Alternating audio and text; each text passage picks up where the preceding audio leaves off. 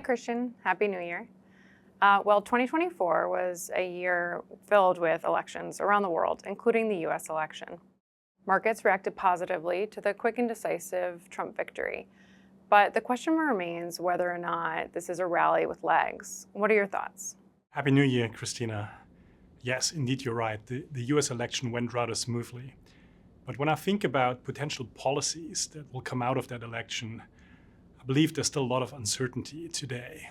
And then you look around the world, you look at Germany, you look at France, you look at South Korea, Mexico, most recently Canada, and sort of a picture of political uncertainty emerges going into elections or coming out of elections. Yet the US markets don't really seem to care. I mean, we're coming off another year of very strong performance, but all of that is in the rearview mirror. What we're really interested in is prospective returns. And I think it always helps to go back to the numbers. And when you look at the S&P, last year, the S&P, because of its massive concentration in large companies that all evolve around that theme of AI, the S&P outperformed the equal-weighted S&P by about 12% last year. And it already outperformed the equal-weighted S&P by 12% the year before. The last time you saw that kind of divergence between the S&P and the equal-weighted S&P was during the height of the tech bubble. Meanwhile, the correlation between international and US stocks has broken down. Last year, US stocks outperformed by about 20%. And again, the last time we saw something similar was during the height of the tech bubble.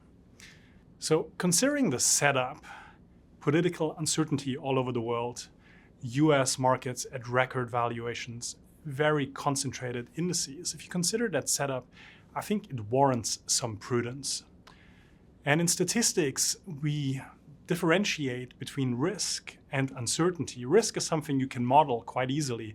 Uncertainty you can't model. What you really look for in uncertainty is resilience, or even better, anti-fragility. It's a term Nassim Taleb coined. And one way to get that anti-fragility is with the barbell approach.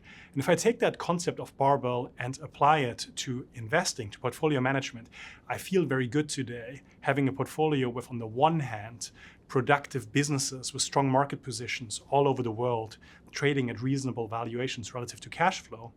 And then on the other side, to have some gold as a potential hedge against tail risks in financial markets. Now, speaking of uncertainty, can you speak to the potential implications that the new administration's policies may have, and how are you taking this into account when evaluating opportunities? This is one where we usually say the crystal ball is foggy at best, but I will say this. When you look at US markets today, they're clearly imputing a very positive outcome of the policies from the new administration. And I think it helps to just go back and look at the first term. And one thing that's quite clear is there was a big gap between Trump's rhetoric on the campaign trail and what ultimately got implemented.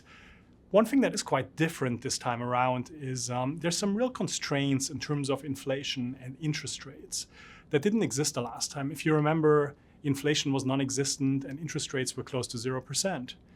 Meanwhile, he does have some ambitious policy goals, and then you potentially have some deportation and some tariffs, and all of that is quite inflationary in the face of these real constraints that exist today. So could we see a situation where the bond market forces some fiscal discipline, maybe similar to what we've seen in the UK a couple of years ago under the Liz Truss premiership? And another way to think about it is gold and equities went up in lockstep over the last 2 years. That's highly unusual. What if that actually tells us that what really happened is that money already is starting to lose some of its value? Now, at the same time, if you take the Department of Government Efficiency, DOGE, at face value, that would lead to some fiscal consolidation.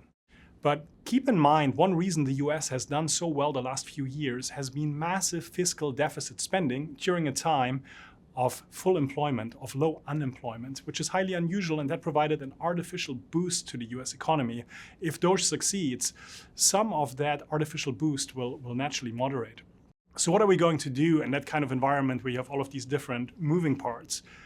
We stick to a philosophy that we have stuck to for 45 years at this point, which means we are trying to take advantage of uncertainty. We are trying to take advantage of noise, use it in our favor, and find good businesses that we believe have gotten unduly punished. And when we look at the world today, we see interesting opportunities in such varied areas as US healthcare, South Korean tech, Japanese industrials, and European consumer names. Thanks, Christian. It was nice to see you. Thanks, Christina.